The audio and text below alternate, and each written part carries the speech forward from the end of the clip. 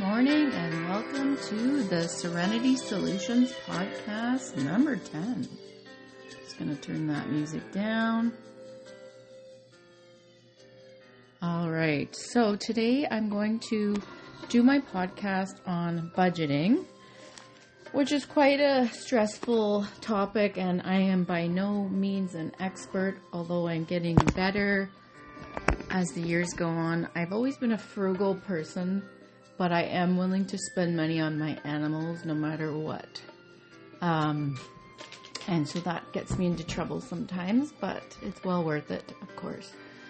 So I'm going to talk about budgeting in general, and then I'm going to talk about Christmas season, because I know that a lot of you are probably already getting stressed about that and worried and running around and doing extra things. And then I'm going to finish with a little meditation to help at the end, because I realize that it's a stressful topic for a lot of people, including myself. So let's get started. So this one should be short and sweet, hopefully, with, like I said, that stress release at the end. When you're budgeting, making and following a budget, tracking where your money goes so that you feel more in control actually really is helpful for your mental health as well. Monitoring how the money's being spent requires a tracking system like a notebook, or there's lots of apps you can use for this now. Weekly tracking helps keep things under control. Sometimes I'm doing tracking on the daily, depending on what I need, excuse me, at the time. Leaving regular payments to the side, i.e. car payment, insurance, etc. As you know, it'll be needed at some point during the month, maybe twice a month in some cases. That's something I've had to get used to recently because, well, for a year now, I've had a car payment that I never used to have. So I had my car paid off for a while, and then I had my dad's vehicle after he passed, and I bought that out. So car payments are definitely a big thing to get used to. Cars depreciate so fast that I don't know whether to say it's worth it or not, but obviously we need vehicles if we're going to work every day. You could take the bus, of course, although I've looked into that at times when the gas prices have gone up, and I don't know, like, you still have to pay your gas. You still have to pay your bus pass, too. So if you're only going to work and back, I'm not really sure that you will save too much unless your car is getting, like, needing repairs. Car repairs are a huge unexpected expense, which leads me to the next step of saving for those unexpected expenses, like car repairs, pet health expenses, things like that. Maybe you're not feeling well, like accidents sometimes happen, and I know they always offer you that insurance when you buy investments in certain things, but it is, important to have coverage if you do happen to need to go off work and stuff like that.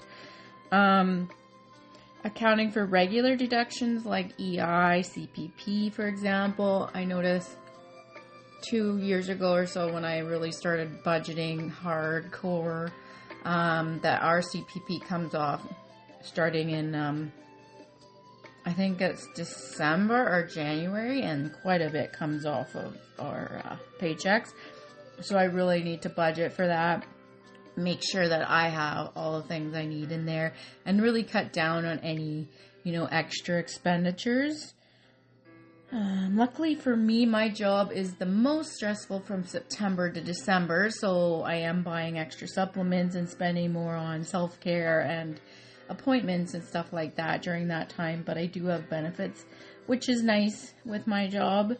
I know a lot of people do have benefits, and a lot of people that don't have benefits, so depends on that. I do think, as I've mentioned in other podcasts, it's important to get those those health appointments, because they really do help you stay healthy so that you can go to work.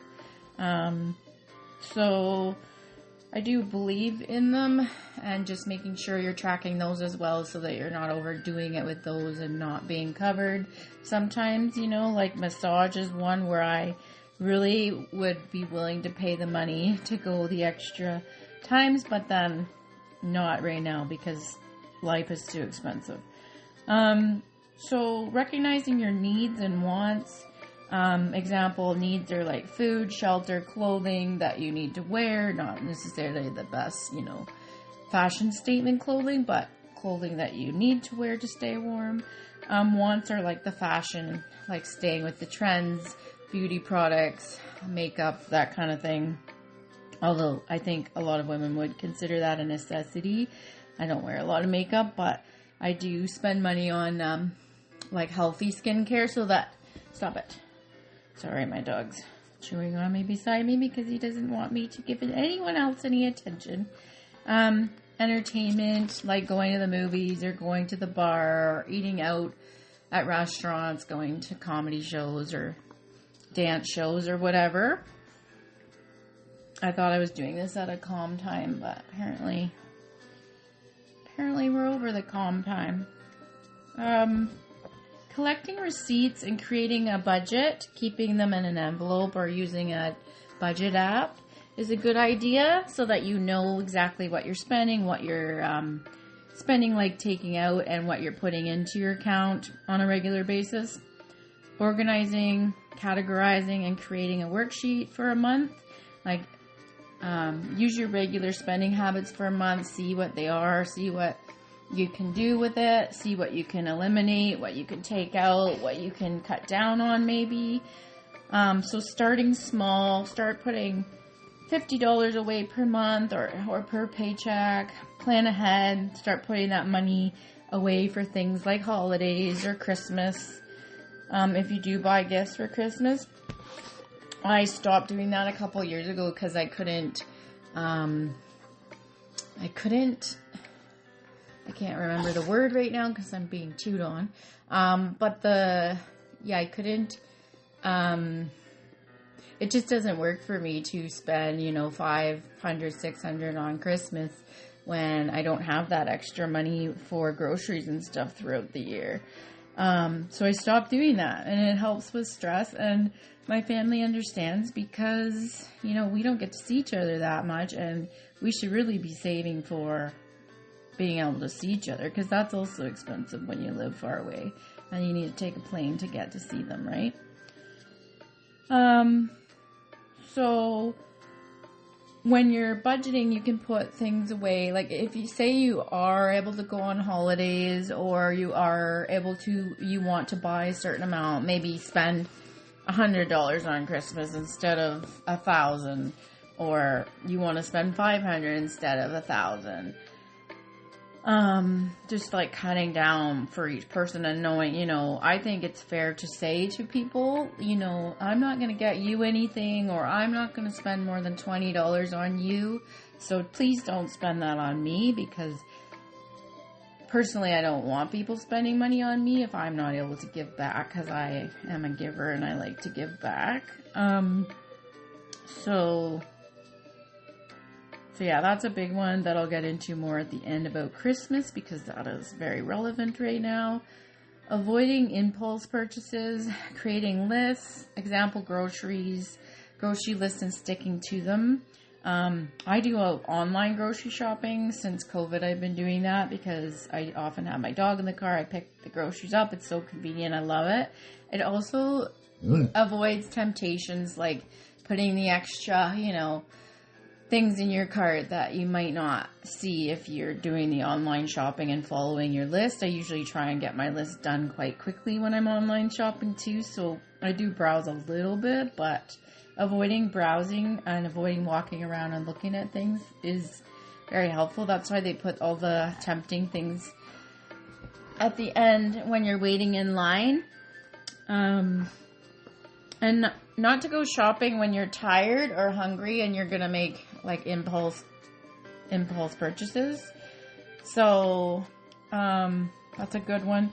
Finding free events in your community rather than going to the movies, for example, or going to IMAX or going to fairs, going hiking in the woods is very enjoyable for me. Going to the beach, hiking with my dog, that kind of thing, and that's me.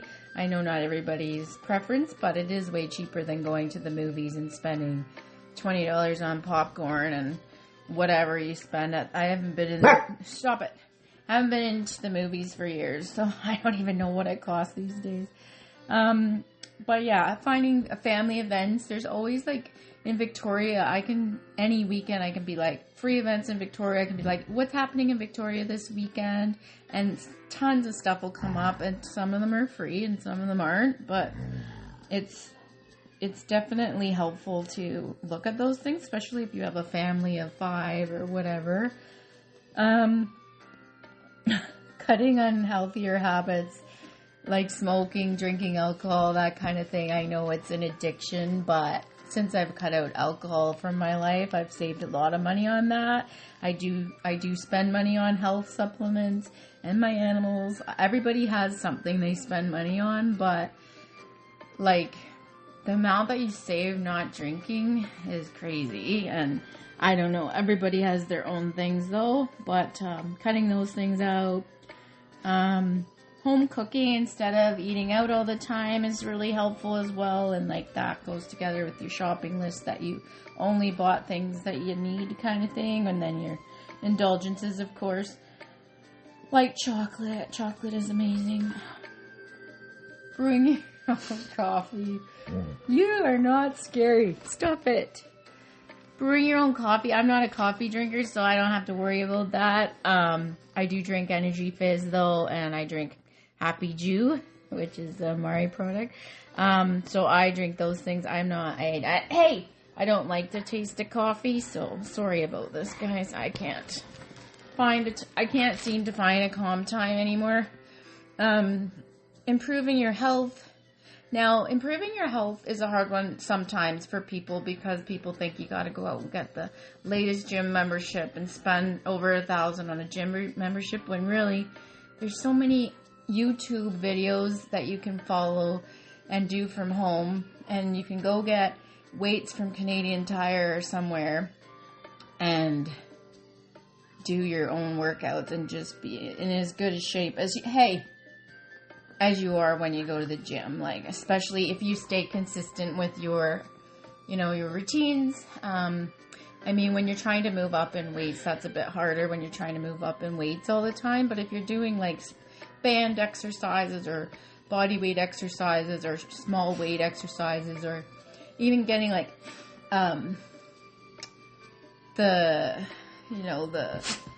Beachbody membership is way cheaper than going to the gym and spending over $1,000 a year, right?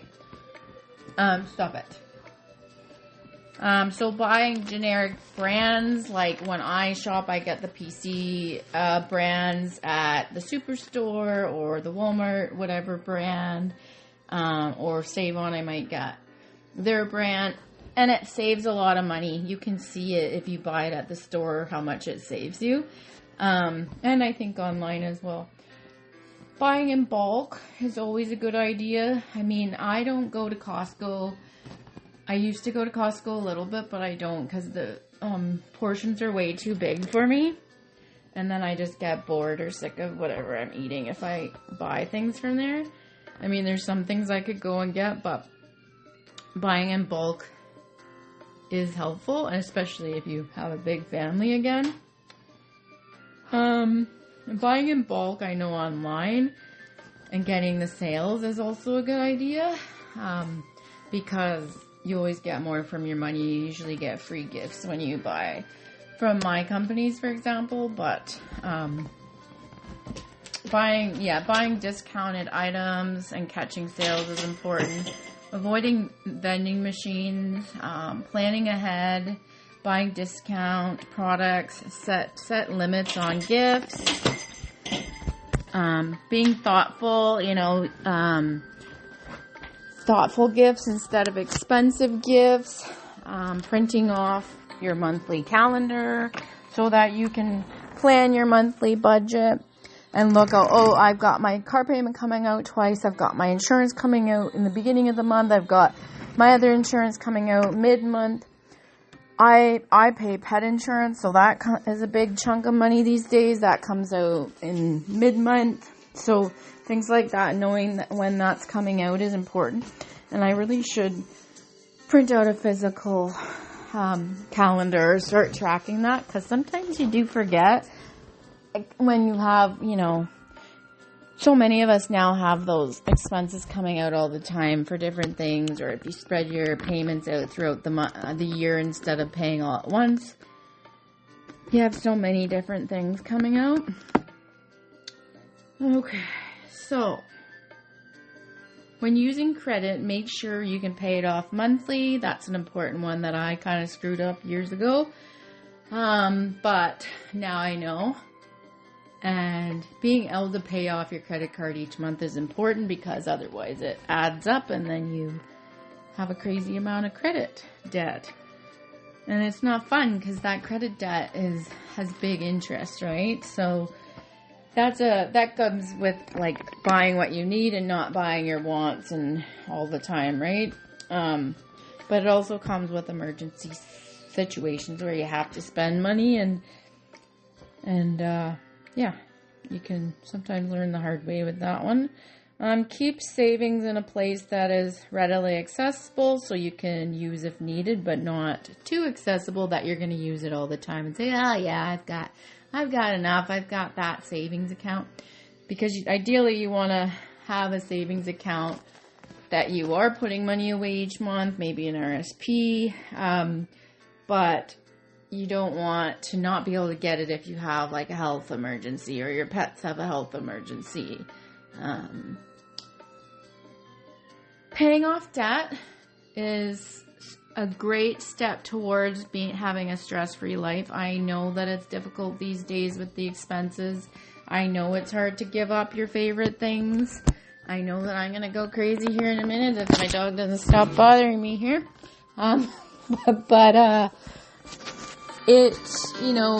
Once you start taking control of debt, it really does feel better, and you feel like you're more in control and happier, because you're getting rid of that mind clutter. It's like cleaning out your messy closet and really messy closet, and making you feel fresh and renewed. And it's very similar to that, but more effective than anything, really, because finances are the most stressful topic pretty much in the world. It seems, aside from, losing people and grief, finances are a big stressor. They cause a lot of fights. So getting a budget in control will really help. Under control will really help you. So Christmas, because it's coming, spending time with loved ones and creating experiences rather than spending money and causing stress that's going to go into, January, February, March, and so on, depending on how much you end up spending. This often causes issues with couples and family members that is just not necessary. So like I mentioned earlier, I just made a proposal with my family that I used to spend quite a bit of money on every year, that we stopped that.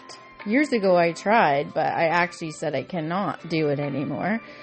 And especially if they ever want to see me again, because I'm in BC and they're in Ontario, so it's expensive to visit. And ideally, I want to save so I can go on a trip with them or do something experiential rather than spending money on things that we probably don't need, maybe we don't want. You guys know, sometimes you get things and you're like, oh, thank you so much, but I really wanted this thing and I didn't get it because I don't have the money or whatever. You know what I mean. But I really do think spending on experiential things like going, even on a special hike together is something I really remember when my family visited last all together, going on a nice hike together. or going to the waterfalls and looking at nature together. Like, that was just as fun as going and spending money on a big dinner, at getting steak, and, eating out is a huge expense. I've downsized so much on eating out, and, occasionally I'll get something from a drive-thru or something as an indulgence, but I don't really go out and sit in restaurants anymore. COVID kind of took that, the customer service and everything out of that, but also the prices got hiked up after and during and after COVID too, and I tried to support restaurants and everything, but it just isn't doable with everything else that we need in life. Like, I'm spending my hard-earned money on 3 animals that eat raw meat, and that's not cheap. Like, meat is not cheap. It's the most expensive thing. So to be able to pay our food bill is one crazy bill in itself in this house. And I know that families with kids and parents and is even crazier. And that brings me to the side job thing. I have 3 side businesses on top of my full-time school counseling job. That is a really good job with a good income, but I also have had debt because I was in school for 15 plus years of post-secondary. So I am a student for life. I am a lifelong learner. It does have its costs, though. And it has its benefits, right? Because I'm able to do things like this podcast, and I'm also doing this weekly podcast, and I have a working line dog to take care of, which needs he needs a lot of me each day, after I get home from my other stuff. So I've put a lot of thought into budgeting the last 2 years. I believe it's been more so 2 years, really focused down the last year. And it's, amazing what you can do when you eliminate a lot of things that you don't need. And every time I shop, or even online shop is mostly what I do, I am able to say, do I really need this? Or is it a want? Or is it a need? Is it going to help me be a healthier person? Is it going to help me be a happier person? And often I can find things that will help me more, like going out in nature, taking deep breaths, doing meditation, dancing in my living room, catching up with old friends, finding free events, or even events that maybe aren't so much money. I did a post about a Taylor Swift concert yesterday, because I'm like, this is ridiculous. Who would pay, I'm sorry, Taylor, I love ya, but over $1,400 for a ticket? And then I just saw someone posting $26,500 and something for a ticket in Vancouver, which I'm not surprised that Vancouver's even worse than Toronto, but it's just what? If you have that kind of money, come and buy some products from me. But it's just ridiculous what some people will pay for entertainment. And yeah, I get it. People are great when you see them live. And I definitely support local music and local stores. I think that's important, to support local and support your friends' businesses. But 26,000 and something, 500 and something for one ticket to see her sing. Give me a break. I can put it on in my living room and have just as good of a time as I would going to the concert. So, I joke about that with people, but I'm serious. So, even New Year's is coming, as well as Christmas. Christmas is if you're going and spending a plane ticket to see your family, totally understandable. For me, it's not the greatest time, because our school holidays, every airplane company hikes the prices at those times, because they know that's the only time teachers and educators and people with those holidays can go, so they hike the prices, unfortunately. But going for a road trip, or, well, sometimes you're tempted to sleep in your car for the prices that they have. I know Tofino is a fave of mine, and I haven't gone for a couple years now, and I'm itching to go, but it's like so much money just for one night, and they won't let you sleep in your car anywhere around there. But it's just an example. And so what I do is I find anything that's very similar, and I go and do that instead around here, which there are some beaches around Victoria that are very similar to Tofino. If you go at the times where it's not so busy and find the low tides and stuff, or even going to Port Renfrew is nice. So finding, ways to save money, you need to be creative sometimes. And I know, not everybody has to worry so much, but it definitely decreases your stress levels when you have your finances under control. I can tell you that much. And I understand that everybody has different wants and needs and expenses and what they spend money on. And I can tell you, when I spend money on my animals to keep them alive longer and to keep them with me longer, that 100% or 1,000% is worth it for my happiness and my mental health. Because to get a little personal here, if I didn't have my animals, I don't know if I'd be here back when I lost my father, because they just saved me from so many, mental health issues, and they continue to help me do my job every day. So when people say it's just a dog, or why are you spending that on your cats, or whatever, it's just like, go worry about you and I'll worry about me, okay? And that's it. That's all I can say about that. But I'm fine. I'm mentally stable. I'm all good. But if I didn't have my animals, I don't know where I'd be in life, to be honest. Like I said, I don't know if I'd be here.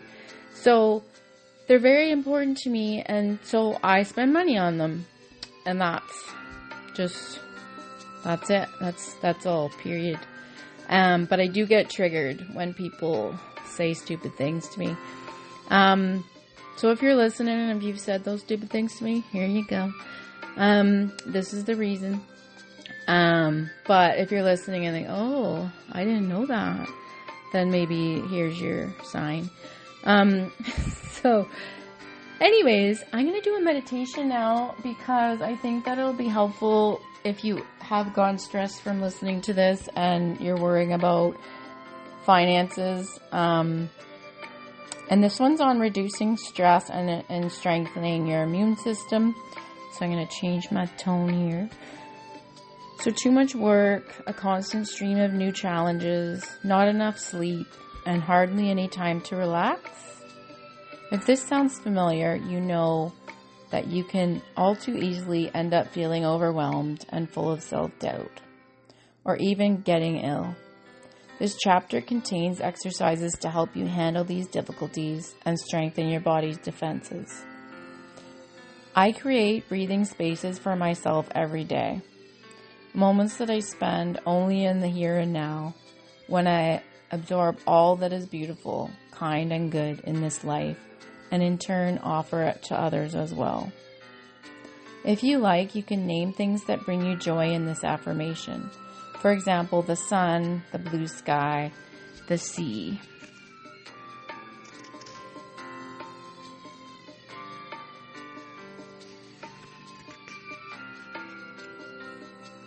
Okay, this is breathing space. And I'm going to try and slow down a little bit here. So this is about a 5-minute meditation. It might be a bit quicker with me reading here, but let's get calm. I've got the fireplace on. Calm environment now. My pets are all sleeping here. Nice warm room. Nice view. Mountains, trees. Imagine an hourglass. The upper part contains everything you are experiencing, feeling, or aware of at this moment that is causing you stress. or distress. Hold all those things in your awareness for about 1 minute or for about 5 to 10 breaths. So let's do that now. So everything's in the top of the hourglass. So let's take 5 breaths together.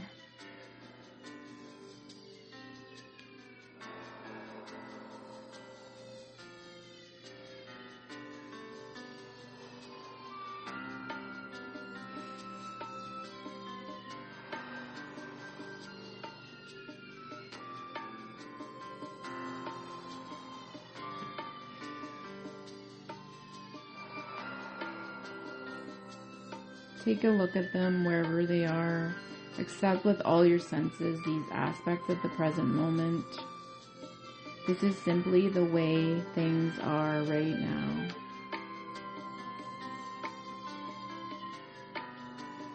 Then picture the narrow neck of the hourglass, which symbolizes the point at which you let go of all thoughts as best you can and focus only on the breath. Breathe in and out slowly and calmly 10 times and try to let any thoughts simply pass you by. Let's breathe in and out for 10. So I'm going to do in for 4, out for 7. So let's do that 10 times together.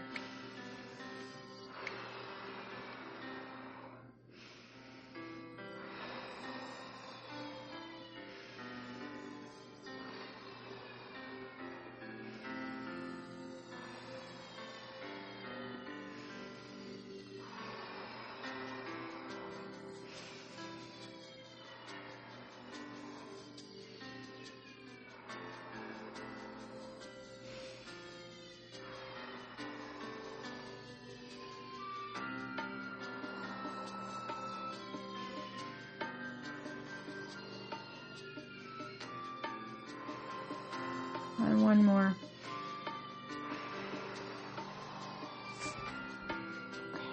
So let that go. Then when you're hopefully already feeling more calm and serene, visualize the bottom third of the hourglass. This is the base and the center of strength. As you look at it, become aware of your feet and let yourself feel grounded. Imagine you are growing roots that go deep into the ground, and visualize a tree, the symbol of strength and fortitude, or a mountain or a bear, whatever symbol works best for you. It is very likely that at the end of this short exercise, you will be feeling stronger and more relaxed than before, and you were probably able to watch your anxious thoughts simply trickle from the top of the hourglass down to the bottom, where they can now stay. So that's a really cool, kind of like a container exercise, and I'll get you to think of that hourglass still, and all of the thoughts you were having are now at the bottom, and everything is great. All right, that is the end of the meditation practice to relieve the stress that I'm sorry if I caused you today. I hope everyone has a lovely rest of their Sunday. Stay calm, serene, and I'll see you all next Sunday.